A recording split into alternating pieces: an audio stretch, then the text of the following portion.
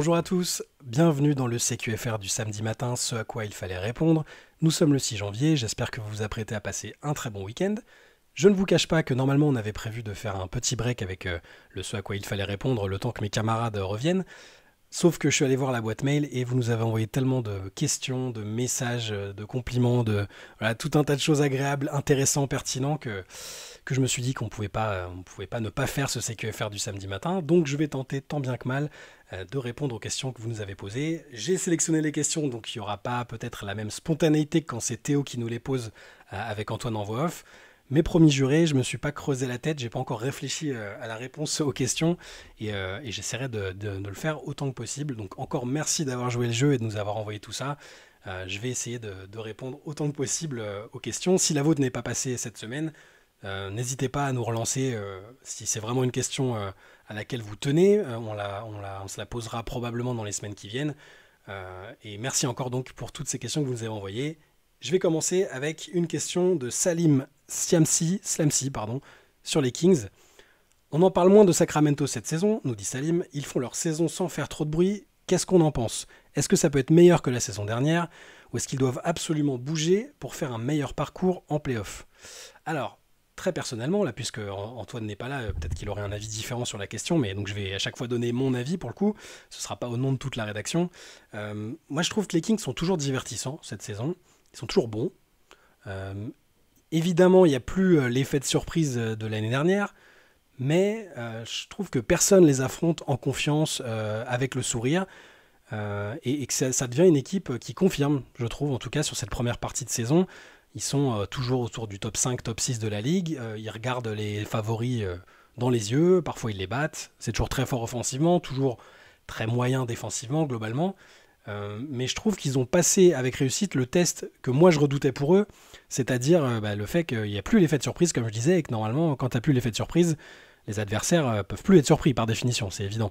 Et ils ont réussi à garder ce niveau, cette constance. Les joueurs continuent, je trouve, de progresser à des degrés différents. D'Aaron Fox, Domantas Sabonis et Keegan Murray, pour moi, c'est la colonne vertébrale du futur et même du présent de cette équipe. Je trouve qu'ils continuent d'être très bons ensemble.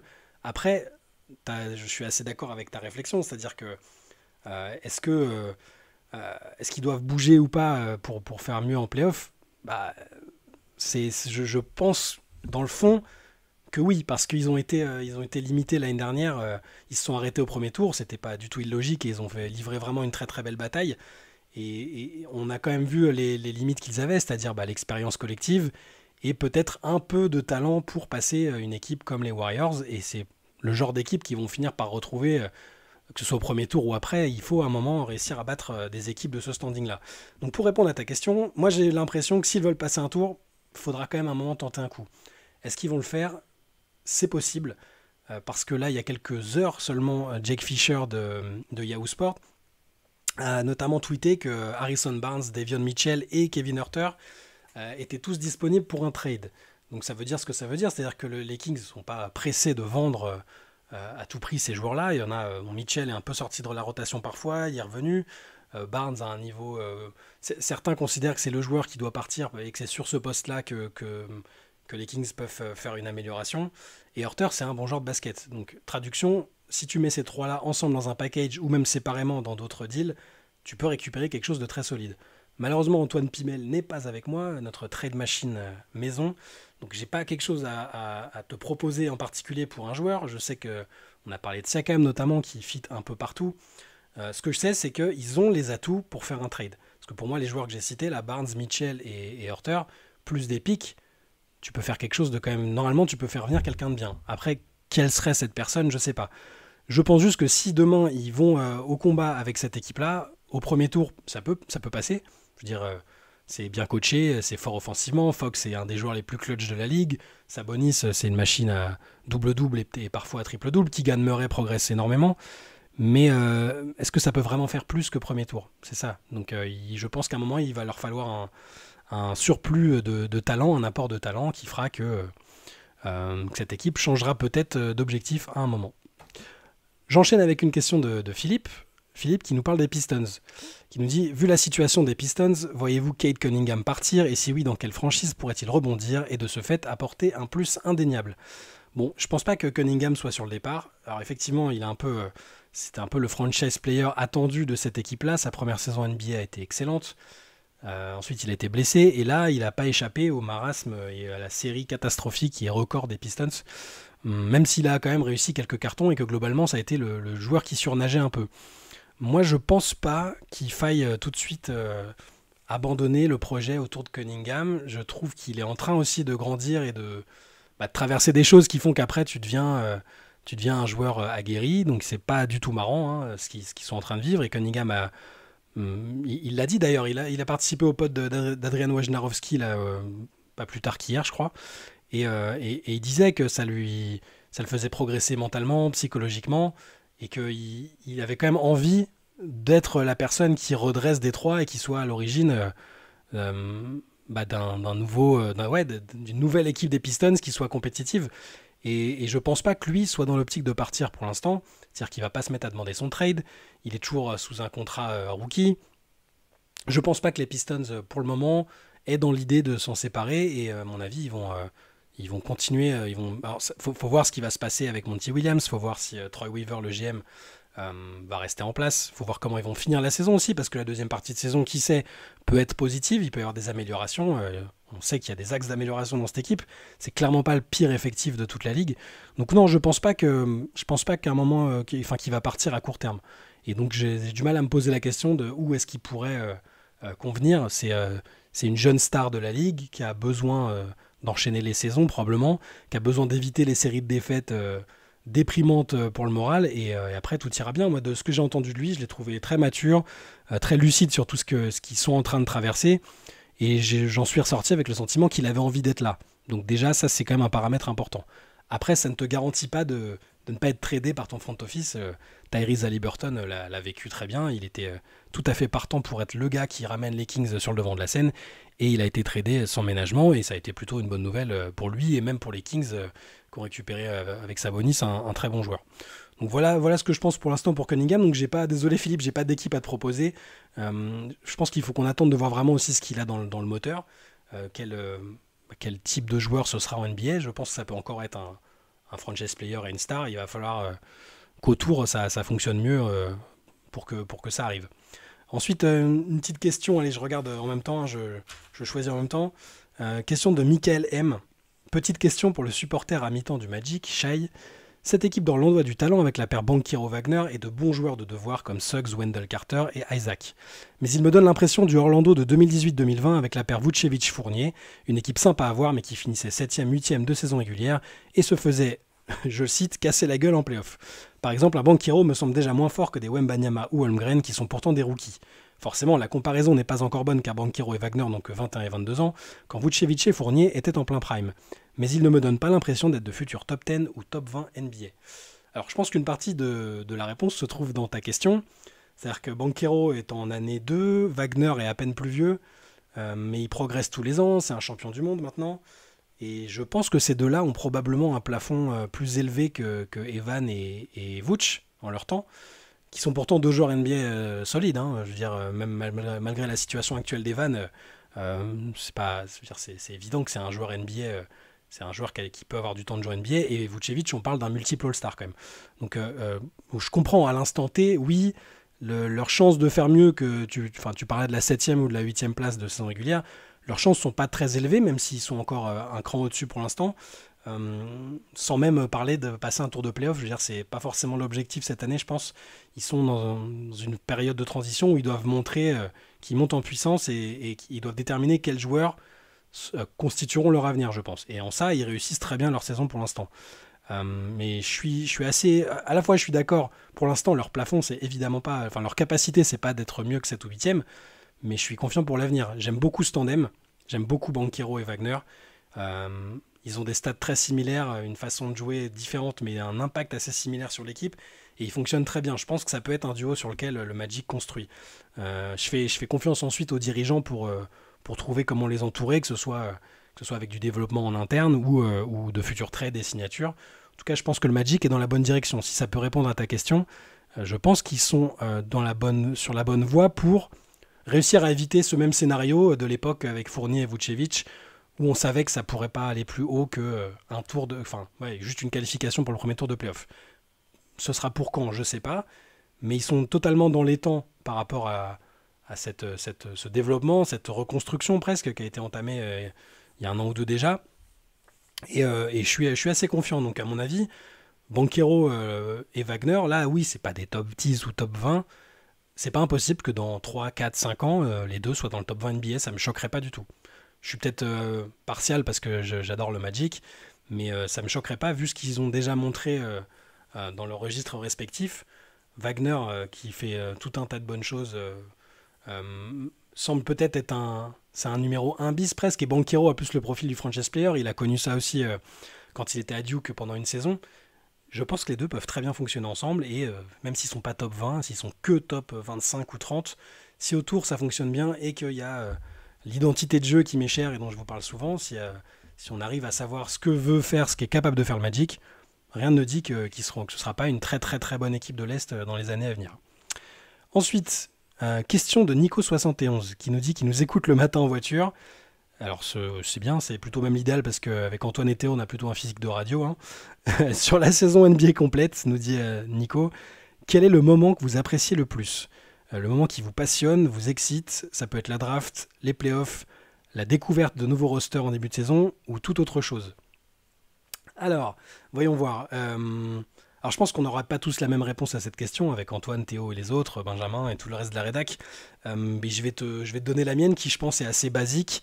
Moi j'aime tout, sauf peut-être les moments de creux, et encore ils ont tendance un peu à disparaître avec les tentatives de tournois in-season, le play-in.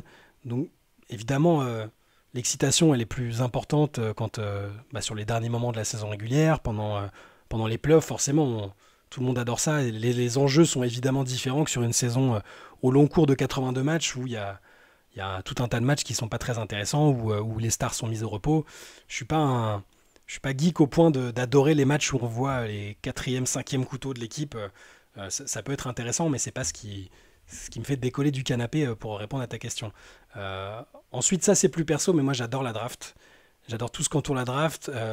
J'en ai couvert une sur place à New York en 2014. J'avais adoré tout ce qu'il y avait avant, pendant, après, tout le Barnum. Tous les enjeux que ça représente pour ces jeunes joueurs, les bruits de couloir qu'il y a, l'atmosphère, c'est quelque chose que j'adore. Donc à l'approche de la draft, quand on commence à arriver sur la loterie, quand il y a les dernières mocks, alors je suis pas un expert je suis pas expert de draft, j'aime bien faire mes mocks et essayer de donner mon avis sur les jeunes joueurs par rapport à ce que j'ai vu d'eux, mais clairement il y a des gens qui font mieux que ça. Simplement c'est une période que j'aime beaucoup parce que c'est un moment clé, et j'aime bien ce côté découverte de joueurs auquel on va peut-être s'attacher pendant des années, et c'est le point de départ. Donc c'est quelque chose que j'aime bien. Mais après, globalement, moi, je suis plutôt bon client. J'aime bien les périodes de transfert avec les rumeurs. Juste, j'aime pas quand il y a zéro enjeu dans un match, quand ouais, c'est un peu creux en termes d'actu, mais ça, je pense que c'est logique, et personne dans la profession ne dira le contraire. Après, il y en a qui préfèrent, qui adorent que les playoffs. Il y en a qui adorent le début de saison pour voir les premiers pas de nouvelles équipes. Moi, globalement, je suis plutôt bon client. Question de Romain, qui lui aussi nous écoute en voiture, pendant qu'il fait ses courses et même au boulot, précise-t-il. Je ne te félicite pas, mais c'est quand même flatteur, merci à toi. Fan d'Enix depuis toujours, et après avoir mangé mon pain noir des décennies durant, j'ai adoré le dernier move, échanger un jeune croqueur de ballon, donc je pense que tu parles d'RJ Barrett, qui n'a jamais été à la hauteur des attentes, et un gars qui voulait être surpayé, Emmanuel Quickley donc, je pense, et qui allait donc partir contre un vétéran sérieux, défenseur sur tous les postes, et à droite, c'est le move rêvé. Maintenant, je me demande comment encore améliorer cette équipe, sachant qu'il ne reste qu'une signature d'un free agent, ou un transfert autour de Randall pour step up. Si on considère cette dernière option, quelles sont les contreparties que les Knicks peuvent obtenir en échange de Julius Randle, et quelle est sa réelle valeur sur le marché ? Vaut-il d'être échangé contre un All-Star ? Et tu nous dis, je trouve que Mark Cannon serait un bon fit quand on voit comment il porte le Jazz depuis quelques semaines. Alors, la question Randle... Pareil, avec Antoine et Théo, je pense qu'on n'a pas la même vision de Randle. C'est un joueur extrêmement clivant, on en a déjà pas mal parlé, mais que moi, personnellement, j'aime beaucoup, malgré ses défauts. Sa réelle valeur, elle est incertaine. Elle est incertaine parce que c'est un joueur qui a été All-Star, c'est un joueur qui, une saison sur deux, a un excellent niveau, mais qui globalement est très décevant en playoff lorsqu'il les joue. Alors il y a des rumeurs ces derniers jours autour d'un intérêt des Knicks pour Kat avec un deal où il y aurait Randle, Mitchell Robinson. Juste ça, en tout cas, je te le dis tout de suite, je pense que ça n'arrivera pas. Je pense que Thibodeau sera jamais partant pour perdre un joueur comme Randle, sauf s'il sait qu'il récupère quelque chose d'énorme. C'est un joueur qu'il adore coacher, il a le côté Iron Man toujours présent avec ses qualités et ses défauts, hein, évidemment, mais il sait, et New York sait à peu près à quoi s'attendre avec Julius Randle. Et je pense que là, le move qui vient d'être fait, alors je dis pas que c'est suffisant, hein, je sais pas du tout ce que feront les Knicks en playoff, mais je pense que Thibodeau et même Leon Rose sont pour le moment prêts à partir avec Randle à la guerre, entre guillemets. Je pense que les Knicks croient, en tout cas là maintenant avec Anunoby, en leur capacité à emmerder du monde avec le noyau Bronson, Randle, Anunoby, et même maintenant Quickly qui a fait des très bons débuts d'ailleurs. Donc je suis pas sûr qu'ils fassent ce move pour Randle. Alors, si tu me demandes, est-ce que tu trades Randle contre Mark Cannon, je sais même pas. Je sais même pas, je suis partisan, j'aime bien Randle, j'ai un faible pour lui, tout en étant conscient qu'en playoff, il a tendance à disparaître et à rater tout ce qu'il tente. Et en même temps, j'aime bien Mark Cannon aussi, qui semble être un peu moins irrégulier. Je sais même pas si je le ferai. Je pense en tout cas que les Knicks sont dans l'optique de ne pas le trader, sauf vraiment énorme trade en contrepartie, s'ils peuvent récupérer quelque chose de très très fort. Et je sais pas si ce quelque chose de très fort, ce serait Kat, par exemple, dont j'ai parlé de la rumeur juste avant. Thibodeau l'a quand même eu à Minnesota, et j'ai l'impression que Thibodeau a voix au chapitre. Donc, je suis pas sûr que ça se fasse. Il faudrait aussi pour Minnesota, évidemment, une grosse contrepartie, parce que Kat fait quand même une belle saison. Donc je ne sais pas quelle est sa valeur, je suis désolé, je ne sais pas trop comment te répondre autrement que comme ça. Je pense ça peut aller très haut si on considère le meilleur visage de Julius Randle, c'est-à-dire un joueur très productif, fort scoreur, fort rebondeur, fort passeur, joueur relativement adroit et joueur qui est toujours là.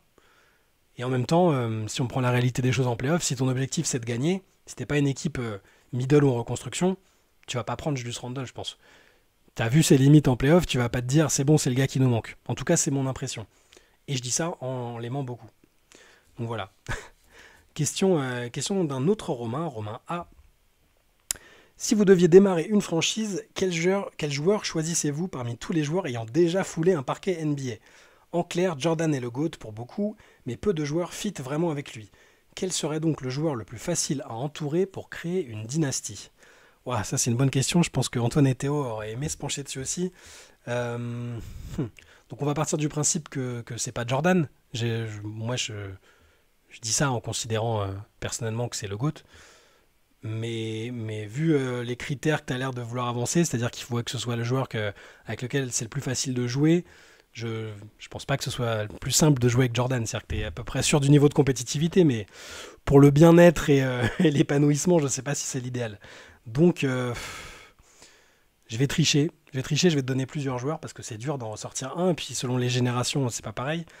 Euh, Si je prends dans la génération actuelle, je vois deux gars, moi, je pense, autour desquels tu peux construire une franchise sans trop de problèmes. J'aurais pu dire LeBron, mais tu verras que c'est pas l'un des deux parce qu'il a quand même un côté aussi leader qui prend beaucoup de place. Euh, je pense que je mettrais Nikola Jokic et Steph Curry euh, parce qu'ils ont un leadership qui est tourné vers les autres, très altruiste. Ils ont cette capacité à rendre les autres meilleurs plutôt qu'à imposer leur niveau et leur grandeur. Et ça n'empêche pas d'être le GOAT, hein, vu que je vous le répète, je considère que c'est Jordan le GOAT et que LeBron est un des GOAT, un des meilleurs joueurs de tous les temps. Donc, pourtant, c'est pas eux autour desquels je construirais forcément l'équipe. Moi, j'aime bien le côté fiable, altruiste, qui rend tout le monde meilleur sans avoir besoin de régner par la terreur qu'ont Jokic et Curry. Donc c'est très très actuel, mais c'est ces deux-là que je prendrais, notamment pour leur personnalité. Curry a été capable d'accueillir une autre superstar sans qu'il y ait de guerre d'ego entre lui et Kevin Durant. Donc il n'a pas eu besoin de rouler des mécaniques, c'est une superstar bienveillante. Alors je vais être bisounours et sur cette génération-là, je pense que j'entoure avec ces deux-là. Et après, s'il faut remonter plus loin, peut-être, alors très très loin, Bill Russell, parce que quand ton meilleur joueur, c'est un défenseur avec ce niveau-là, qu'il a du charisme et, et que c'est pas un tyran non plus, je pense que t'as tout gagné. Il avait une telle domination tout en étant, j'ai l'impression, tourné vers les autres, que ce serait parfait pour construire autour. Tu peux mettre différents types de joueurs très offensifs même autour. Euh, et après peut-être un Larry Bird où j'avais l'impression aussi que les gens aimaient jouer avec lui. Euh, et en plus, il avait quand même ce côté leader, leader à grande gueule qui faisait du trash talk avec les autres, mais qui était très bienveillant avec les siens. Donc, euh, donc je dirais lui, mais bon, c'est des goûts personnels, c'est-à-dire que c'est valable pour quasiment tous les très très grands joueurs de l'histoire et de toutes les générations. Tu peux construire quasiment autour de tous, presque, à des quelques exceptions près, je pense, mais j'aurais pu dire Tim Duncan, j'aurais pu dire Karim Abdul-Jabbar. Enfin, d'ailleurs, voilà, des équipes et des dynasties ont été construites autour de ces mecs-là, donc il n'y aurait eu aucun mal, je pense, à les mettre. Question de Asdin. Alors, j'avais une question concernant les Warriors et en particulier Steve Kerr.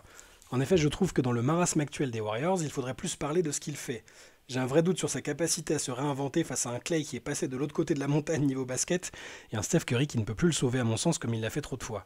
On a souvent critiqué Draymond qui a bien évidemment sa part de responsabilité, mais je pense qu'il faudrait plus parler de Steve Kerr qui est à court de solutions. Je l'ai vu par exemple remettre Chris Paul dans le 5, ce qui prouve le flou dans lequel la franchise avance. La capacité d'un grand coach est de pouvoir se réinventer. Pop a pu, entre son premier titre et celui de 2014, se réinventer et jouer à notre basket. On a vu Spoelstra se relever de la fin du Big Three et s'adapter en inventant des joueurs de toutes pièces. Ma question est simple, pensez-vous que Steve Kerr a encore des années de plus à coacher ? Personnellement, je pense que c'est lui qui a bien plus à perdre de la fin d'un Steph Curry et je pense qu'il s'arrêtera plus tôt qu'on ne le croit. Alors, ce scepticisme sur Steve Kerr, il est partagé par pas mal de personnes. Moi, je suis partagé tout court, très partagé même. D'un côté, je serais absolument pas étonné que lui-même dise stop. On sait qu'il avait eu des problèmes dents physique avec son dos, qu'il avait poussé à prendre un peu de recul sur une saison. C'était Walton qui avait pris la relève. Puis il y a la fameuse graisse mentale chère à Phil Jackson, qui est quand même un des mentors de Steve Kerr, qui rend compliqué la répétition des victoires, le renouvellement, la capacité à se réinventer. Donc à la fois je serais pas étonné qu'il dise stop, par lassitude, parce qu'il est éventuellement peut-être à court de solutions, comme tu disais. Et d'un autre côté, je le crois capable de s'adapter progressivement et de trouver des solutions. C'est-à-dire qu'on n'est que à mi-saison. La plupart des meilleurs coachs de l'histoire ont eu des passages compliqués dans leur carrière. Tu as parlé de Popovich, tu as parlé de Spoelstra. Ils ont aussi dû subir des changements de régime, quasiment, au sein de leur franchise. Et la capacité de Kerr à y arriver, je pense, ça va dépendre de ce à quoi ont eu droit, entre guillemets, Spoelstra et Pop, c'est qu'ils avaient un front office et une culture de franchise très forte. Tu peux te réinventer après avoir mangé ton pain noir des années si tu as cette culture qui est présente. Est-ce que Kerr pourra faire ça ? Il y a la culture. Je veux dire, les Warriors, on en parle comme d'une dynastie parce que les joueurs principaux sont toujours là, Curry, Draymond Green, Klay Thompson. Ils ont les joueurs et le staff avec Steve Kerr ils ont ce staff-là, ils ont cette stabilité, cette culture. Maintenant, le front office derrière, capable de faire des moves au moment opportun pour parfois des moves contrariants, des moves forts, on l'a vu sur toutes les dynasties, les Bulls en ont fait, d'autres aussi. Est-ce que Kerr pourra faire ça maintenant que Bob Myers n'est plus là avec ses Mike Dunleavy ? Je sais pas. Je sais pas et j'ai pas envie de dire Steve Kerr n'est pas un assez bon coach pour trouver telle solution ou telle solution. Je suis pas un spécialiste du coaching, donc j'ai tendance à lui faire confiance parce qu'il a montré que c'était un très grand coach.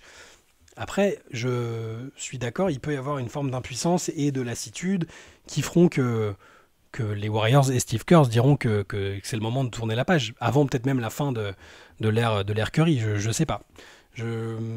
C'est possible, je serais pas aussi catégorique que toi, ni aussi critique que toi. Je l'ai trouvé frustré cette année, je le trouve frustré, il a jamais autant parlé d'arbitrage, il est confronté à des challenges, forcément là. Les galères autour de Draymond Green, c'est compliqué.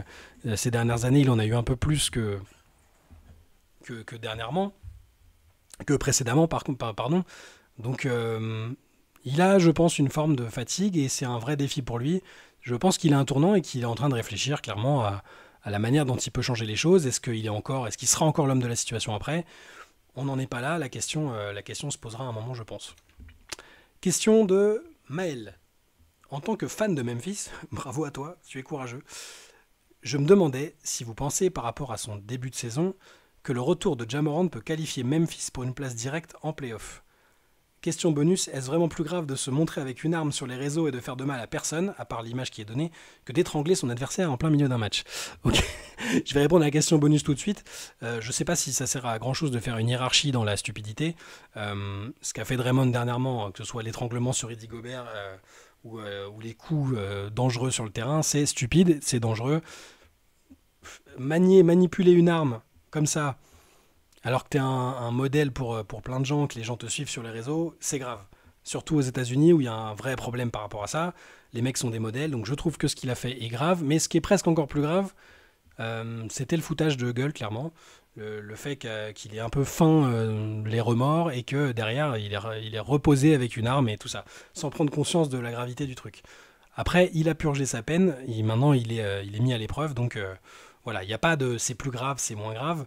Évidemment, une arme à feu peut avoir des conséquences plus graves qu'un avant-bras d'intérieur des Golden State Warriors, mais il faut pas. Je vais pas faire d'hierarchie dans la stupidité, parce que là, c'est de la stupidité de part et d'autre. Pour répondre à ta question ensuite sur Ja Morant, le début a été très bon. Il était invaincu. Là, ça commence un peu à rentrer dans le rang et Memphis doit retrouver une manière de fonctionner avec lui, avec le retour de Marcus Smart et avec ceux qui étaient déjà là et avec le fait que plein de gens espèrent les voir remonter la pente autant que possible, moi le premier.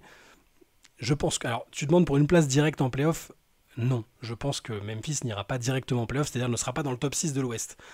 Après, je pense que Memphis a une chance, en s'y prenant quand même relativement rapidement, de finir dans le top 10 entre la 7e et la 10e place et donc d'aller au play-in tournament. C'est pas impossible, ce sera compliqué parce qu'il y a d'autres équipes qui sont elles-mêmes en galère. On parlait des Warriors, pour l'instant ils sont dans cette zone-là, les Suns sont dans cette zone-là, les Lakers sont dans cette zone-là, donc les Grizzlies sont pas les seuls à vouloir grimper et à vouloir essayer de remonter. Donc je pense très objectivement qu'ils iront pas directement en playoff. Je pense par contre qu'il y a peut-être 30% ou 35% de chances que les Grizzlies arrivent à atteindre peut-être le play-in. Question de Ghislain. Pensez-vous, vu le beau parcours d'OKC, qu'ils ont intérêt à bouger avant la trade deadline pour renforcer l'équipe et effectivement devenir un vrai contender pour le titre? Et la question n'est pas finie, je l'ai mis sur la page d'après. Il me semble qu'il manque à minima un joueur pour vraiment l'être. Peut-être un pivot en renfort ou alors aller chercher un Siakam avec par exemple Josh Giddey contre des pics. Là aussi, je suis partagé. J'ai l'impression de dire ça à chaque réponse. Désolé d'être un peu la Suisse. J'ai envie de les voir en l'état en play-off. Parce que, je le répète, si vous nous suivez, vous devez dire que je radote et vous en avez marre. Mais j'adore voir cette équipe jouer. C'est l'équipe que je préfère voir jouer cette saison en NBA. J'ai envie de les voir en l'état en play-off, sans bouger, sans faire de trade avant la deadline, pour voir ce qu'ils ont dans le ventre, pour voir s'ils ne peuvent pas déjà aller créer la surprise. Avec qui sait, là, vu comment ils jouent, vu le niveau individuel des mecs, vu le niveau collectif des mecs, vu la maturité de ce groupe qui est pourtant l'un des plus jeunes de la ligue, ils peuvent même aller faire une finale de conférence. Il y a un scénario où ils y vont. Hein. Je dis ça, ça peut paraître utopique, mais j'y crois. Après, est-ce que l'inexpérience va pas aller frapper dès le premier tour? C'est une possibilité et ce serait pas illogique. Je crois pas qu'ils se dirigent vers ça. Je pense que c'est une équipe de jeunes, c'est une équipe de faux jeunes. On a l'impression que c'est des vieux. Shai Gilgeous-Alexander, il a un flegme contagieux. Toute l'équipe joue comme lui.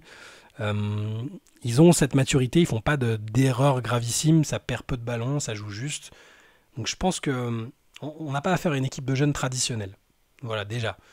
Donc ils ont peut-être pas besoin, selon moi, de bouger. Après, évidemment, la logique veut que s'il y a un gros move, le Thunder, il devient terrifiant. Que ce soit pour faire venir un autre intérieur ou juste un plus gros nom. Si demain tu me dis qu'ils font le trade dont tu parles, c'est-à-dire Giddey, que j'aime bien, plus des pics pour Siakam, ça fit parfaitement partout pour moi, je l'ai déjà dit. Si c'est ça, si Siakam débarque, ouais, je mets les clés de la maison sur le fait qu'il participe à la finale de conférence, clairement. C'est peut-être trop ambitieux, trop optimiste pour eux, mais donc à la fois, ma réponse ça va être que non, je veux pas de trade et je veux les voir comme ça. Je veux qu'ils se fassent leur expérience ensemble et après, si pendant cette campagne de playoff on voit que, je sais pas, Josh Giddey, Jalen Williams sont à la ramasse et sont pas peut-être taillés pour les playoffs, Shai il est clairement, spoiler, ce sera un très bon joueur de playoff. Là, il sera peut-être le temps d'analyser à l'intersaison et d'utiliser les atouts qu'ils ont, et ils en ont énormément entre les pics et les jeunes joueurs, pour tenter quelque chose de peut-être plus ambitieux. Pour l'instant, moi, j'ai pas envie. Je veux que ça reste comme ça. Et je veux voir s'ils sont justement capables d'aller faire un peu d'aller jouer les troubles faits sous cette version-là. Question de Franck du 38. Vous venez de faire votre deuxième MVP race, mais quel est votre avis concernant la DPOY, Defensive Player of the Year, race, qui pour concurrencer Rudy Gobert, Chet Holmgren, Jaren Jackson Jr. et Marcus Smart semblent hors de course du fait des pauvres résultats de leur équipe. Idem pour Victor, alors qui ? Alors bonne question. C'est simple, mon favori depuis le début de la saison quasiment, c'est Rudy Gobert, et je pense qu'il est bien parti pour l'être. Mais si on doit imaginer une race et des éventuels concurrents à Rudy, t'as cité Chet Holmgren, je pense que c'est justifié. C'est déjà un excellent défenseur et il a l'avantage de jouer dans une équipe qui est compétitive. En général, tu donnes pas le Defensive Player of the Year à un joueur qui est dans une équipe très très mal classée. C'est pour ça que tu as bien fait, je pense, d'exclure Victor et les deux anciens DPOY des Grizzlies. En gagnant un peu plus de matchs avec les Lakers, je pense quand même qu'Anthony Davis, malgré les difficultés actuelles, c'est quand même un prétendant. Peut-être pas un top prétendant maintenant, vu que les Lakers perdent quand même beaucoup de matchs. Mais s'ils font mieux, il sera dedans. Bam Adebayo quasiment instantanément, parce que j'ai l'impression que... C'est comme Jrue Holiday, par défaut, ils sont toujours là parce que c'est toujours les meilleurs défenseurs de leur équipe, quasiment. Et c'est toujours ceux auxquels on donne la mission la plus compliquée parce qu'on a confiance en eux. Donc je pense qu'Adebayo avec Miami qui est plutôt pas trop mal à l'Est, ça peut le faire. Derrick White, ça peut surprendre parce que justement j'ai dit qu'il jouait avec Jrue Holiday, mais cette saison je le trouve phénoménal dans tous les secteurs de jeu, mais plus particulièrement encore en défense. Donc comme outsider, écoute, si Rudy flanche un peu ou baisse ou ne peut plus jouer, ce que évidemment je touche du bois là devant vous, on ne souhaite pas. Je pense que Derrick White, vu que maintenant on arrive à récompenser peut-être des arrières depuis que Marcus Smart a gagné, pourquoi pas ne pas choisir un intérieur cette année. Je pense que ce sera Rudy et je pense que le suspense est à moitié plié déjà. Voilà. Question de François Xavier. Ne trouvez-vous pas qu'avec Malik Beasley, il y a erreur de recrutement de la part des Milwaukee Bucks ? Je suis de plus en plus sceptique à propos de lui, quand on sait que c'était un joueur de bout de rotation aux Lakers l'année dernière et qui se retrouve parachuté comme titulaire dans une équipe qui joue le titre. Le costume est trop large pour ses épaules, d'après moi. J'aurais eu tendance à dire comme toi pendant un temps, je pense, notamment quand on voyait toutes ces séquences là où il avait l'air d'enfiler un peu le costume de Plo en défense avec des séquences un peu comiques. Par contre, pour l'avoir vu jouer quand même quelques années avant, normalement c'est pas un mauvais joueur défensif, Malik Beasley. C'est un joueur qui est capable de faire le strict minimum et d'être correct, ce qui est déjà très bien pour un titulaire en NBA. Déjà t'es pas un handicap pour ton équipe, c'est plutôt bien. Je pense que là il est en train que ce soit en défense ou en attaque, il est en train de faire mentir les sceptiques, je pense. Je sais pas si tu parles de lui depuis le début de la saison ou si c'est dernièrement, mais dernièrement je le trouve bien. Je trouve qu'offensivement il est vraiment aussi en train de décoller. À 3 points, je sais pas si tu as vu son pourcentage à 3 points, mais Malik Beasley il shoot à 47% quand même. Il se contente de ce qu'on lui donne. Il sait qu'il joue avec des joueurs qui ont besoin d'avoir le ballon et de tirer. Donc c'est aussi important d'avoir des joueurs comme lui qui théoriquement défendent correctement. Il est capable de redéfendre correctement et il l'a plutôt fait dernièrement. Et en même temps d'être tranchant en attaque à 3 points, notamment dans une équipe dont le meilleur joueur n'est pas du tout un shooter. Donc il est capable d'être compétent au sein d'une équipe qui est défensivement apte. C'est le cas des Bucks, normalement. S'ils reviennent à leurs fondamentaux de l'année dernière et des années précédentes avec Budenholzer, c'est compétent. S'il fait le minimum défensivement et qu'il rentre ses shoots, ça suffira très bien et c'est très bien, c'est très suffisant pour être titulaire chez un contender, je pense. Après, son aventure aux Lakers, ça a été un peu décevante, mais tu disais que là, il rejoint un contender. Les Lakers, de base, ils étaient contenders. Je pense qu'ils se voyaient jouer le titre alors parce qu'ils étaient finalistes de conférence la saison dernière. Donc, moi, je trouve que Beasley, il y aura le révélateur des playoffs, bien évidemment. Hein. Donc, mais pour l'instant, je trouve que c'est correct. Milwaukee est plutôt sur une bonne dynamique et je trouve que Beasley, ça va. Mais par contre, je pensais un peu comme toi. Je pensais comme toi un peu au début. Je trouvais que ça pouvait faire un peu juste en play-off. Alors une autre question. Question d'Alika Villedmont qui continue de bien nous faire marrer avec des montages et des messages tous plus barrés que les uns que les autres dans ses mails. Alors il nous dit, je vous souhaite le meilleur pour 2024. Selon vous, laquelle de ces résolutions a le moins de chances de passer le cap du 1er février? 1. Zion Williamson promet de perdre du poids. 2. Luka Doncic promet de ne plus exécrer chaque arbitre et son engeance jusqu'à la 17e génération. 3. Trae Young promet d'être moins immobile qu'un cactus lorsqu'il n'a pas la gonfle. 4. Jaylen Brown promet de sourire. Et 5. Doc Rivers promet de faire son autocritique. Alors, toutes ces propositions sont, ma foi, très intéressantes. J'ai l'impression que les plus réalistes, alors Zion a quand même du mal à se stabiliser au niveau du poids, donc ce ne sera pas une promesse simple à tenir, et puis il reste fonctionnel même quand il n'est pas à son poids de forme.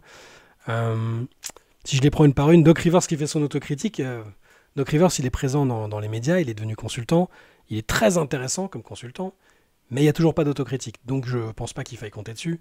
C'est plutôt... ça revient souvent quand même sur les joueurs, le contexte et tout ça. On connaît Doc, donc je pense pas que ça va le faire. Jaylen Brown qui promet de sourire. Écoute, les Celtics, c'est crédible. Si les Celtics sont premiers à l'Est, éventuellement champions, et je pense qu'il sera ravi. Il aura le plus gros contrat de la Ligue et peut-être une bague. Donc ça, c'est plutôt crédible, qui manifeste un peu plus d'enthousiasme sur le terrain. Ça me paraît réaliste. Trae Young, moins immobile qu'un cactus lorsqu'il n'a pas la gonfle. Bon, la défense n'est toujours pas son fort. C'est toujours un joueur qui sera ciblé, je pense, en play-off, mais on va pas l'accabler pour ça. Il fait quand même une très bonne saison sur le plan individuel et j'espère pour les Hawks que ça va se traduire par autre chose qu'une place dans le ventre mou. Trae Young sera jamais un bon défenseur, donc même toutes les promesses qu'il peut faire, ce sera de faire des efforts et ce sera déjà très bien. Ce sera de faire les efforts minimum, mais son gabarit, son profil de jeu font que ce sera pas un très bon défenseur. Donc allez, ne pas être immobile déjà, ce sera effectivement un bon début. Ensuite, Luka qui promet de ne plus exécrer chaque arbitre. Je pense qu'il gardera toujours un côté un peu contestataire, un peu relou, on va le dire, avec les arbitres tout au long de sa carrière. Je pense qu'il est conscient que c'est un secteur dans lequel il peut progresser, il peut s'améliorer et que ça lui... Comment dire ? Ça lui coûte parfois des matchs, parfois des victoires. J'espère pas pour eux des séries de playoffs, mais ça lui coûte quand même. Donc je pense qu'il y a un moment où il va arrêter d'en faire. Il y aura une saison où on va se dire tiens, Luka, il est très calme cette année. Et ça le fera. Donc je dirais que c'est peut-être ce qui est le plus... c'est le vœu qui me paraît peut-être le plus réalisable cette saison. Il continue de râler un peu, mais je le trouve bien globalement. Je le trouve en forme physique.